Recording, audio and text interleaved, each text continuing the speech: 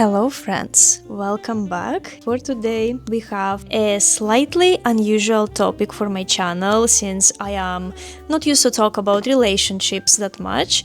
I'm sorry if the camera is shaking, I pushed it with my leg. I decided for this topic to actually sit down, have a coffee. I made a hot chicory root coffee since it's 5 p.m. and I don't really want to be disturbed after late at night.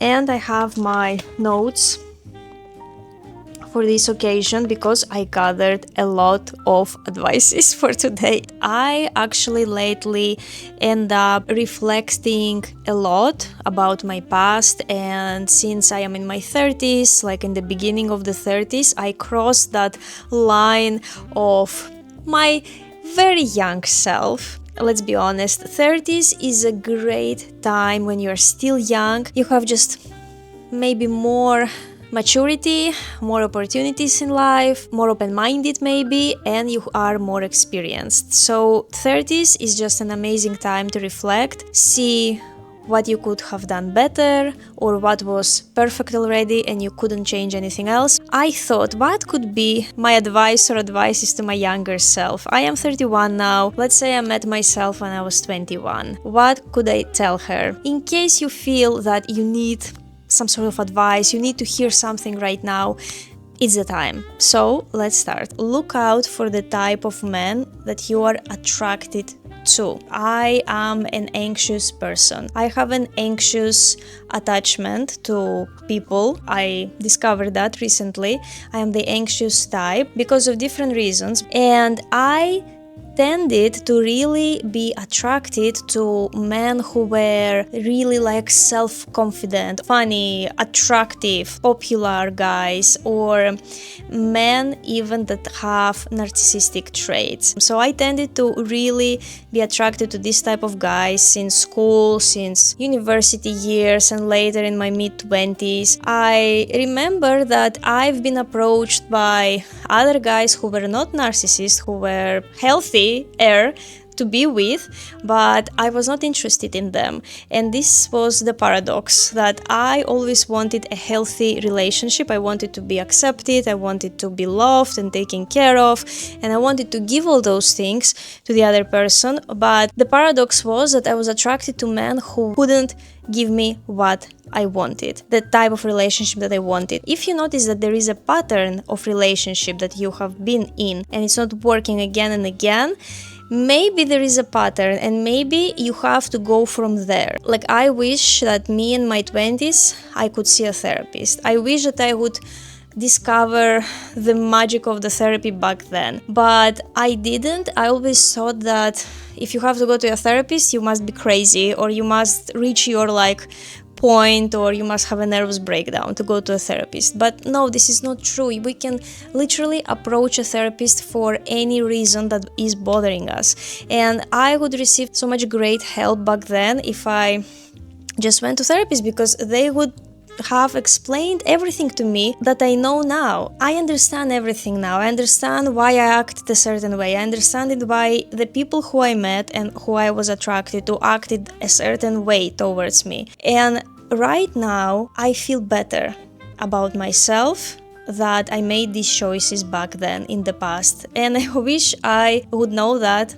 back then. Look out for the type of guys, the type of people that you are attracted to, and if there is a pattern, maybe try to face it, try to talk about it to somebody that could help you. It can be your friend, it can be your parents, but I believe the clearest option, so you can get a professional help, is a therapist. If you notice that something is not working out for many years and it's really bothering you. If a guy's behavior makes you overanalyze him with your girlfriends or with yourself in your head, it's a bad sign. And here I'm including the hot and cold behavior, emotionally unavailable men, narcissistic men, people who don't give you a clear answer of who are we, ignore your texts, and maybe in 10 days they will all start acting that they are all into you and really want to do something like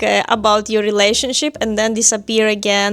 All these type of weird situationships, I include everything here. And if he doesn't tell you clearly what is going on, where are you going, what is happening between you two, and you tend to overanalyze him, why he didn't respond to this text, or why he looked at that girl in a certain way, or why he didn't invite you to meet his friends, all this stuff, and you keep just overwhelming yourself with this, then it's a bad sign already. And usually you can see this from the beginning of your dating. I had an occasion where I was dating a guy. I was anxious about even receiving a text. I was waiting when he would text me. I wasn't sure about his intentions because everything was unclear. And for many years, I actually thought that I did something wrong from the beginning. I thought that maybe I was acting all needy, or maybe I showed early on that I am too interested, but no, it's just how the guy was from the beginning. And maybe it sounds that I'm putting blame right now. Yes, I'm putting blame right now. People have to be more clear of what do they want. And two people have to communicate this better.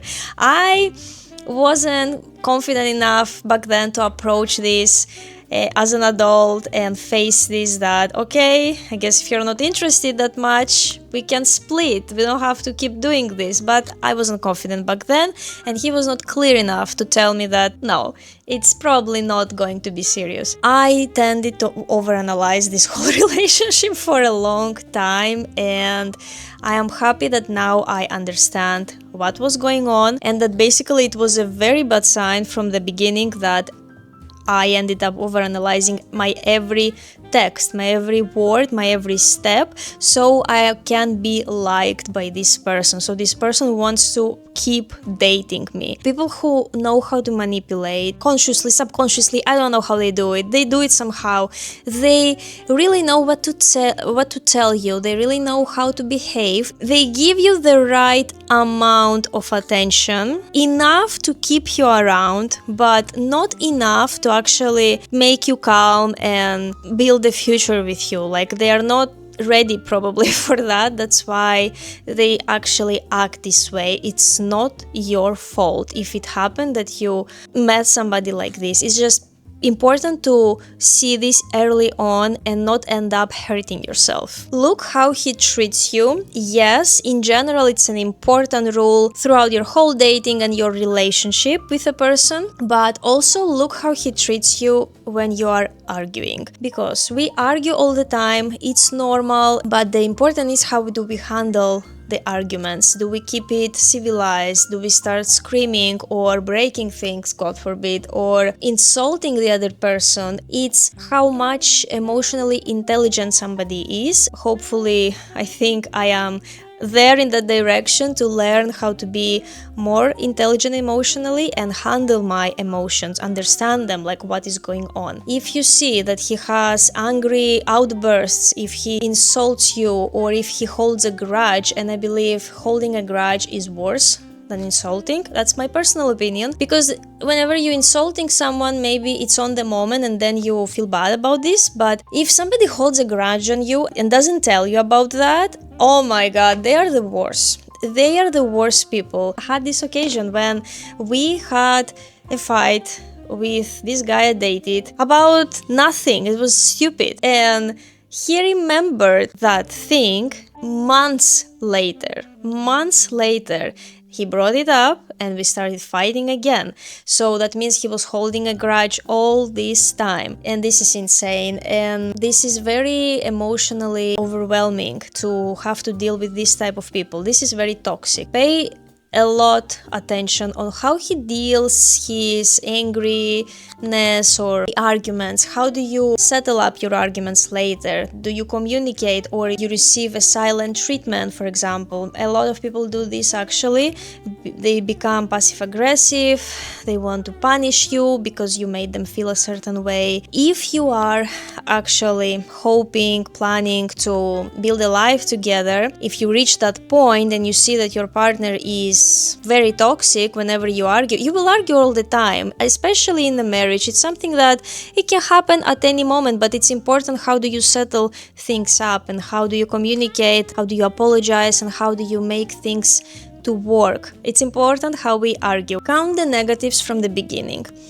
Yes, it doesn't sound that romantic. It's difficult to do that when you are head in clouds in love, and when you are all about that person and you are all in and you are so excited. But the problem with excitement is that you see everything in your pink glasses and you don't want to notice the red flags. Count the red flags, write them down from the date 1. Because if I have done that before, maybe all of these past relationships wouldn't have happened to me.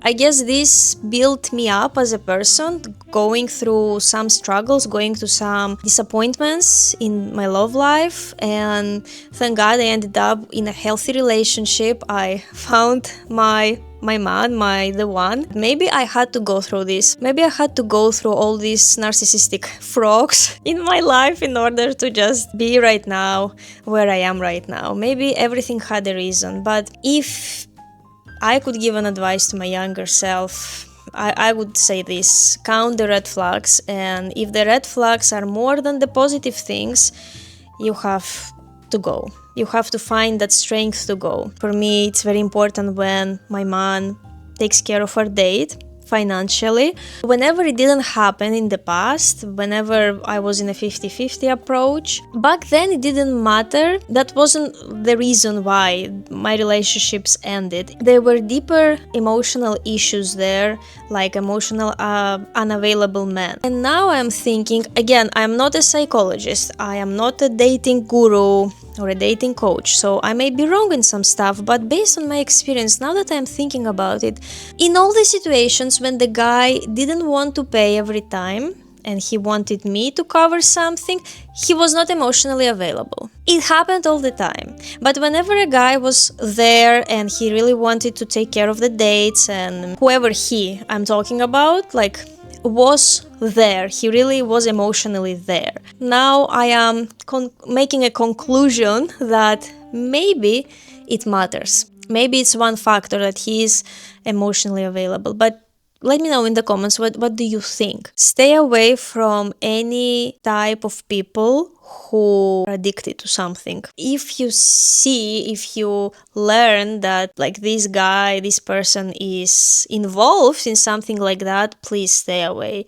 You will not save them. You will not suddenly inspire them to change. First date. Everything, you can see everything on the first date.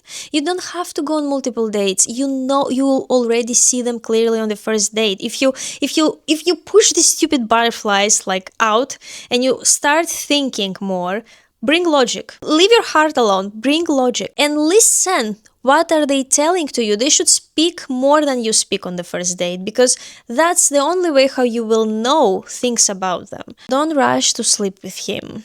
Because I keep hearing recently, and I kept hearing also back then too, that it doesn't matter when you sleep with him. If you feel this way, if you feel that this can happen on the first date, let it be, it's okay. We women by nature, we end up getting emotionally attached to a guy after we sleep with him. And men are the opposite. Men attach in a different way. Men attach emotionally to you whenever they spend on you their resources. There are two important resources, which is money and time. Somebody can have a lot of money, so it doesn't really matter, but you have to then pay attention if they spend time with you. If they don't only give gifts to you, but they actually want to spend quality time with you. Also, somebody may not have enough money, maybe they are more on a budget, but they have all the time in the world. Okay, there are many things that you can do that doesn't really involve money. I'm not saying that the guy should pay for expensive restaurants. No, it can be a different life situation for everyone. Somebody may be a student and you both cannot afford to do basically anything, but there are so many things that you can do together, like, and spend quality time with each other, and a lot of activities can be free, actually. You really have to see if the guy is really willing to give on you his two resources. Not to give away everything, but to give to you something, like to take care of you. That's when the guy actually becomes attached to you and really wants to be with you and sees a future. But we tend up to become emotionally attached when we sleep with him, and that doesn't help, to be honest.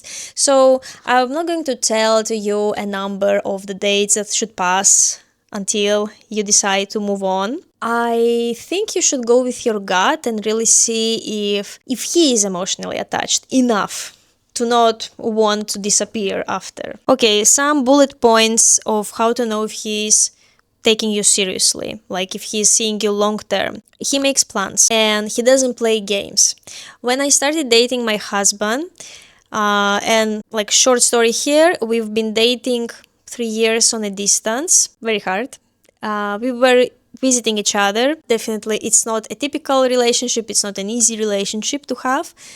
But whenever we had our dates, he was always making the plans or suggesting me something or ask me what I wanted to do. But he was always like there, interested, invested in me. Like he really wanted to spend the time with me. If we lived in the same city, he would be still as invested and interested in making plans with me.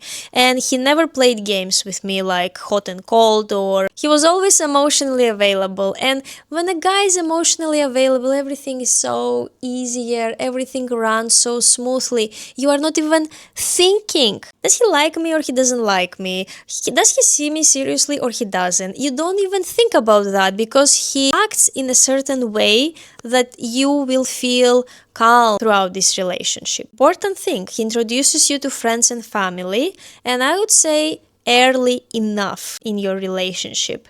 Whenever he is like emotionally again attached and involved and he really sees you long term, he wants naturally you to meet his family, and you don't have to push him for that or ask him and being needy and all that. He will come up with it by himself. It's a very good sign if they actually come up and want you to meet their parents. It's a great way to know who they are, to see early on who are these people, how they raised him. Are they a good family? Are they good people? Are his friends good people? There is a phrase, show me your friend and I'll know who you are. It's important to see who is surrounding them, because they all think the same. He spends on you his two most valuable resources, which is money and time. I already said that, so we are not going to expand on this anymore. You won't feel the need to compete with other women. Whenever a guy doesn't give you that reassurance, when he's not emotionally there with you, when he plays games, when he has a lot of lady friends, you will end up all the time competing with them, with his colleagues, with his classmates, with his exes. God forbid if he has exes that he still talks to. Oh my god, no. No. In my reality, I don't know, no matter how I tried, I couldn't be a friend with my ex. It's just, it can't happen. It's too damn painful. Whenever it happened that my guy had an ex that they're friends with, or they're chatting, no. And I'm telling this to my girlfriends that no, this is not a good sign. So yes, you will end up competing with them in your head most of the time. So friends, that was like my advice or advices. I am really glad that I did this. It felt really good actually to record this, to make a topic about that. Let me know in the comments if you enjoy these topics and if you would like to talk more about this kind of topics, to have this type of conversations. Leave down any comment you wish and we can go from there, and the vlog keeps going, of course.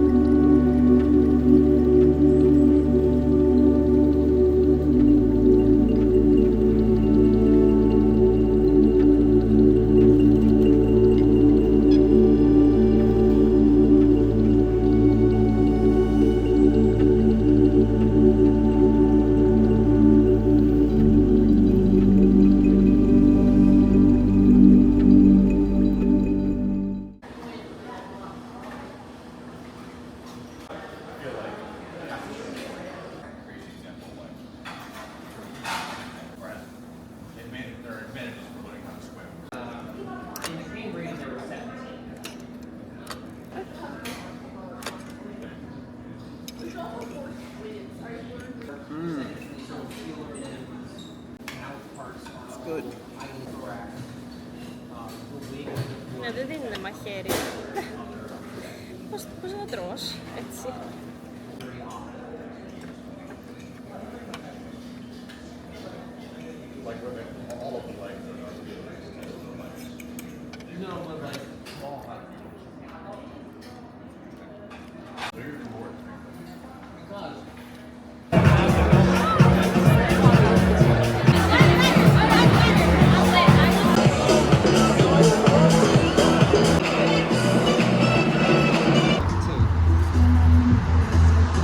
errands. Today we have an interesting, actually two interesting objects, type of objects that I want to show you. It has to do with home decor. I went through Vinted and through, what is that? I think it was Temu, yes, but this is Vinted. I recently got interested in different decorations that can be put on the wall because I like paintings, definitely lamps that can be put on the wall, and then my eye fell on these things. Basically, this is candle sconces in English, or wall candle sconces. This is an object where you can put the candle, and this is so vintage and so old school, and it even brings me even further away, further back, when people basically used candles at night to keep some light in their spaces, and this brings like a romantic feeling almost, and I really enjoy how these wall sconces look, so I got two of them for symmetry, and I intend to put them probably next to my big mirror, which is here in the hallway, and I'm going to test it out with you too. And definitely I would enjoy to put candles here, but probably not going to have them burning because, I don't know, I'm a little anxious person. I don't like having candles burning randomly somewhere where I cannot pay attention to them. So it will be just purely for decoration. And I don't remember to tell you which brand was that. So I'm reading now. The brand is Home Co, Home Interiors and Gifts, and it's widely considered a vintage and collectible brand founded in 1957. This is very interesting. I thought, let's have something vintage at the house rather than just buying something new, you know, from Amazon or from Temu. And you can see definitely what time did to this. I don't know if I can clean this up or if it's going to be like this. I'm going to investigate it further. I believe I can, right? So these are the darkened spots. If I was the one who would sell this, I definitely would have cleaned it in a better way. This thing on Vinted that I notice is that you may get clothes full of hair, full of pet hair, like the coat that I got the very first time I ordered from Vinted, which is unacceptable. Like, come on, you cannot clean it before sending it to another person. Or I see shoes on Vinted that have on their bottoms, where basically you are stepping, that have dirt, and I am 100% sure that they are going to send me the shoes dirty like that. If they had the idea to photograph them dirty like that, they're going to send me them over also like that. So I actually purchased something recently, two pairs of shoes from Vinted, but they're going to arrive I think later this week, so I don't know if I am going to show it in this vlog, probably in the next one. And these shoes are once worn only, or one pair is once worn and the other pair is, I think, new completely with tags. And I made sure that they're all clean, and they were, because I don't want to risk it. I don't want to receive shoes that are dirty, come on. But the sconces, okay, fine. Okay, I will see what I can do. And the second package this time is from Temu, and it is a very small package. I'm just looking if I'm not showing you like any sensitive information. No, I'm not. Oh no, I received the wrong order. What? Okay, great, I received the wrong order. I apologize for that, but sometimes it can happen. I have to see how I can send it back now and receive what I ordered actually. This is so annoying. So I ordered curtain holders. If I remember to attach an image here, I will. They look like that, like the image. And instead of this, I received these stones, and I was not intending to get this. I guess because this is a one shop, they were selling stones like that and curtain holders apparently, and I have no idea what is this. Some sort of chain, maybe for the stones, I don't know. So this all will go back. I will read now on Temu. I hope I still have time to return it and receive my actual order. Friends, I wanted to show you the candle sconces that I finally put on the wall next to the mirror. I really wanted to create this symmetry so this wall doesn't look like too empty. I wasn't sure what I want to do with this wall, and now that the sconces are there, they actually give a little something. I apologize again for the lighting because today it's kind of terrible. It's so cloudy and my home is basically very dark inside. That's why I put the light on. Basically, this is how they look like. Now I have to get some candles. I still don't know what color. Maybe white, maybe sky blue, something, maybe something to create a contrast. And I am not going to actually burn the candles. I'm kind of scared to just let them burning like that, but it's purely for decoration. And here it is from the other side too. Actually, this side is better because you can see the gallery wall reflecting on the mirror. Since I already have a gallery wall on the other side, I decided to leave this wall alone, to leave it without artworks just yet, but really wanted to add a little something, and I believe this vintage, yeah, I assume they're vintage, wall sconces, candle sconces are very interesting in the interior. I wish I could have shown you it in a more natural light, but we are working with the conditions that we are. Hello. Stories from my driving life. Oh my god. I have simple errands today. I already actually finished my first one and I'm so excited how quick it was. I had to go to the UPS store and basically to return the Temu package that was wrong, and it was super quick. I love the postal services here in USA. They're so efficient, they're so quick. Well, I have some unpleasant situations where my package got lost, but we are going to talk about that in another video. It was something important that I was expecting, but overall, they're very quick, they're very efficient, and right now it didn't take even 1 minute. I was in and out in the store. They just received my package and printed out my receipt.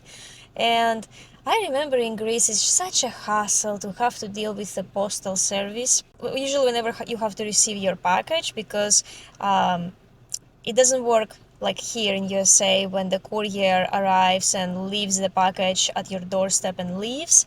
Usually most of the people live in a block of flats, so they cannot really leave your package down there. They have to ring the bell, you have to open them, and they have to go up to your basically apartment and you receive your package. Sometimes you even have to sign, and the problem is that they most of the time claim that they rang the bell but you were not home, and they just leave a notice, and then you have to basically chase them. You have to go to the postal office, and then they tell you that the package is not here, the package is with the courier just traveling around. And I'm just happy that I don't have this situation here. Everything is smooth. So the next errand that I have to do, I have to return an Amazon package. This time it was my fault. I ordered the wrong thing, like a shower extension, shower head that didn't fit the shower that I have, so I have to just return it and see maybe I can find something else. And I'm going to go to Lowe's too. Lowe's is a store for home like projects, home renovations, for gardening also, and I want to look for paint over there, for wall paint, because I want to finally paint the bedroom ceiling that but we currently have it white, but I want to paint it the same color as the walls, like green. And I need to finish the upstairs hallway too, and I'm going to buy again like a beige color. And I'm a little exhausted today. I'm actually a lot exhausted today. I had to deal with a lot of emails, with a lot of paperwork that again I will explain to you in another video, maybe in the next one, what I'm dealing with. It has to do with an exciting thing actually, but it was interesting, but everything is fine. It took the whole morning, and I basically just had a breakfast and I had something like for a snack, overnight oats. Amazing. I'm going to talk about it more in depth, maybe in this video. So this right now holds me, but I am starting to feeling hungry already, so I'm going to go home and prepare, I think, fish.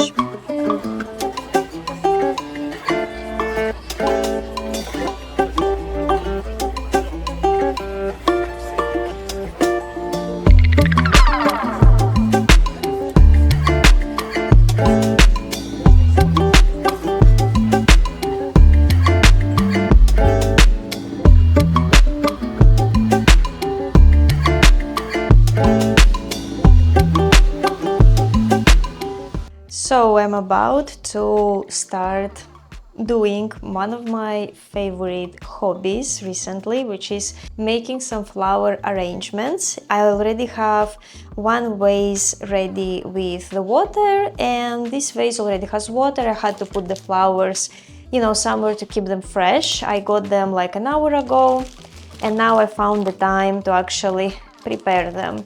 So for starters, I got this small arrangement of chrysanthemums, the green ones. I believe this one is something similar. I believe it's one of the chrysanthemums too, it's just different kinds. And I have here the alstroemeria, and I just have like two stems, and each of them has 3 flowers. So it's like a starter pack. I decided to get this type of colors. Then I have micro daisy, and these are so cute. They bring me to a summer mood. I don't know why, but they do. And they actually smell a little, so I like that. And here, what do I have? How they're called? They are called spray mums. So it's from the same family. I like this flower type because it preserves for a long time. As I was saying, I like the chrysanthemums and the mums family in general because they can stay longer in your vase and they can stay fresh enough. Like alstroemerias also. I don't know about the daisies, I will see, but these 2 flowers actually can last long enough. So I think I'm going to start with the big vase, and I'm going to put the rest flowers in the short vase. I really want to see what height of the flowers I should go for.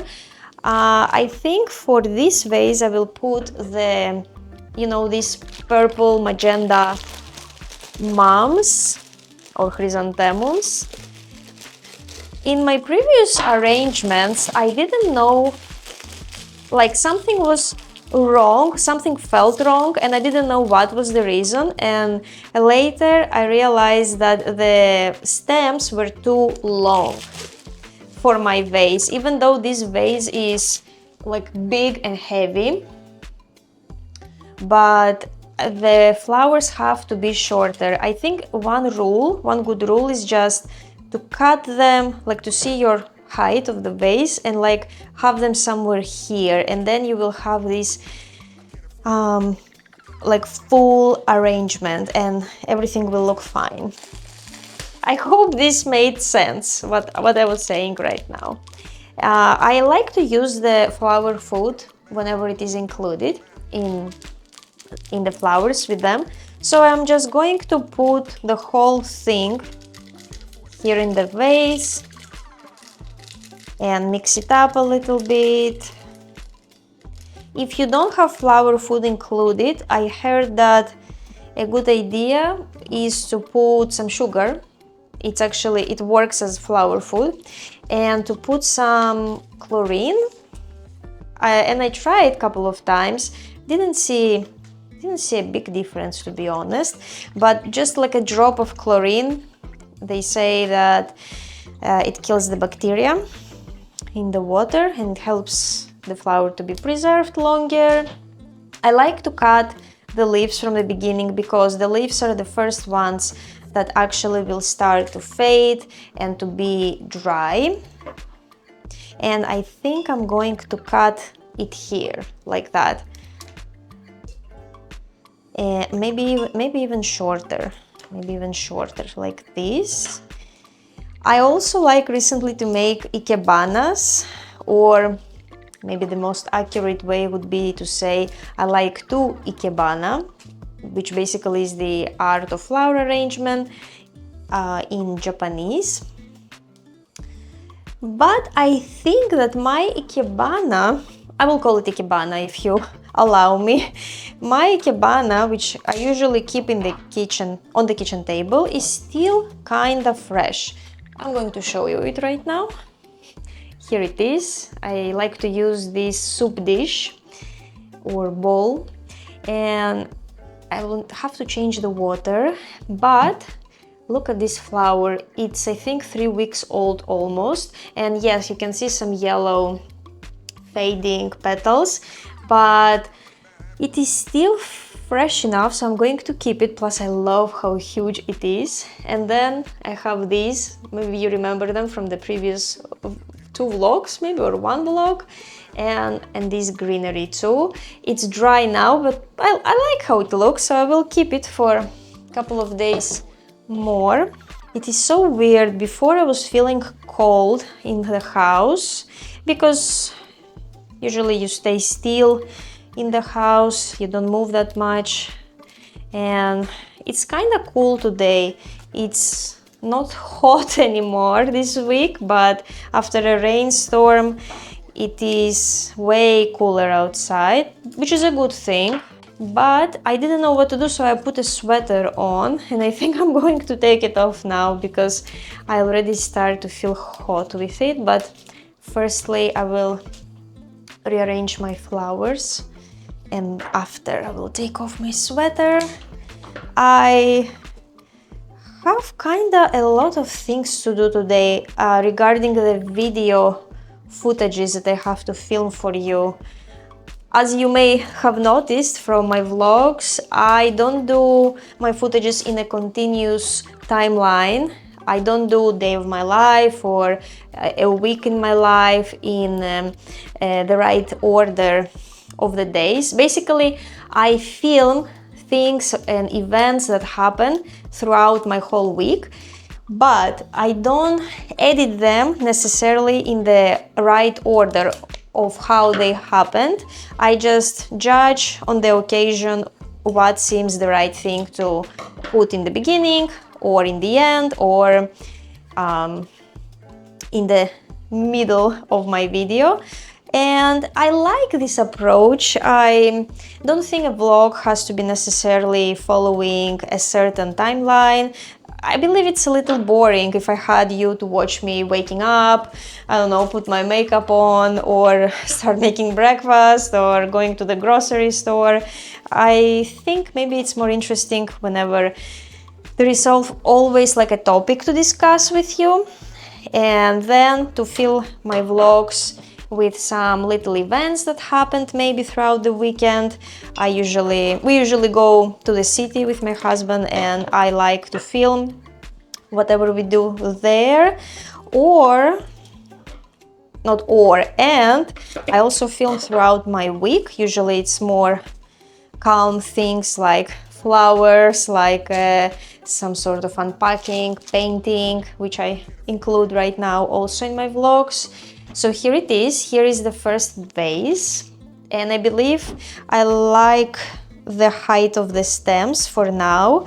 And in order to preserve your flowers also, it's good to cut your stems just a little bit, and they say to change the water also every day, but since I have the flower food, I don't believe it's necessary to change it every day, but probably in 3-4 days I will need to change it and just put fresh water, and I hope they will last because they look so beautiful.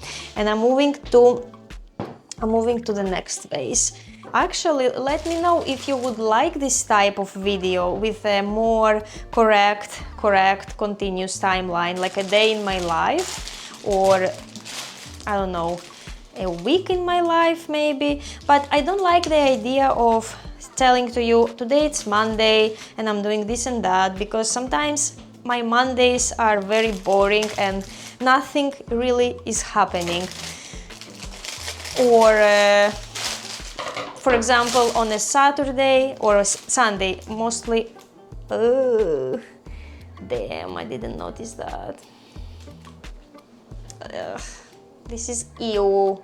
This is ew.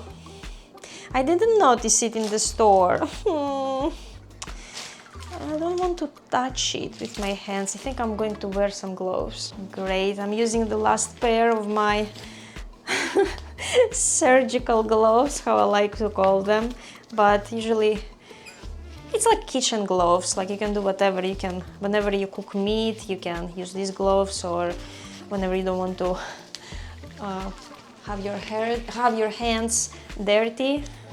I usually use them when I'm cleaning, or like in this occasion I don't want really to touch this part of the disgusting this disgusting part of the flower stem, so I'm just going to do it with gloves. Basically everything is okay, it's probably squished like a lot, and I didn't notice it because it was inside in the flower packaging. Damn. And they don't look, maybe I should throw it away altogether. This one is just not good at all. And I'll have to disinfect the kitchen table after, just because. Okay, this looks better. So again, the leaves here already started to fade out, and I hope I kind of paid more attention in the store. This is another sign that I should buy all my flowers from Trader Joe's and not anywhere else. This time I was just at the grocery store and it was convenient to get some fresh flowers, but apparently they are not that fresh as I thought. Okay, so I'll have to cut this definitely because it's too long and this is too long too for this vase. Okay, maybe I will stop here and I will see how I will do the rest. So this is going to be extra, and I'm just going to put it in a drawer whenever I need it. And now we have also these chrysanthemums, and I will see if I'm going to actually keep it longer or cut. No, I definitely need to cut it. It's just too long. It's just too long. And again, I am cutting all the leaves because you don't want them just to dry out. Okay, now it's really popping out, and I'm not sure, hope you can see it, and I'm not sure if this is good or should I cut it even more. But I like the colors, I like how everything is combined with each other. Yes, like that. And maybe I will cut this alstroemeria also, just a little. The flowers that I have upstairs in the bedroom are still fresh, so I'm going just to keep them there. It's like a small vase that I have upstairs, and literally like 2 or 3 stems can fit in. And I will see what I will do later on. But yes, every 10 days or every 2 weeks I am renewing my flowers. I don't do it every week because sometimes the flowers are still fresh and there is no need for that, or sometimes I just don't feel like it, but today I found time. So here I have just 1 flower, and I think I like to keep it in the center. like that. And I have this remaining. So I'm going to cut this too. Like, I actually like it. I like this combination of green, of white, and the orange. And the orange is also very nice. So I think I am ready to actually eat my lunch after this, because it's already 1:30 and I'm already hungry, to be honest. I ate oatmeal for breakfast, and oatmeal usually doesn't really keep me for too long. Opa. Like that, I think. Okay, I think I will try to put this one, the bigger flower, in the center again. We will see, but this is what I created. I like the layering and that not everything is the same height, but maybe this one has to be shortened just a little bit, like this. So it's like a wide flower arrangement in a way, like this. So this is how it is. And I'm going to stop talking because I feel tired.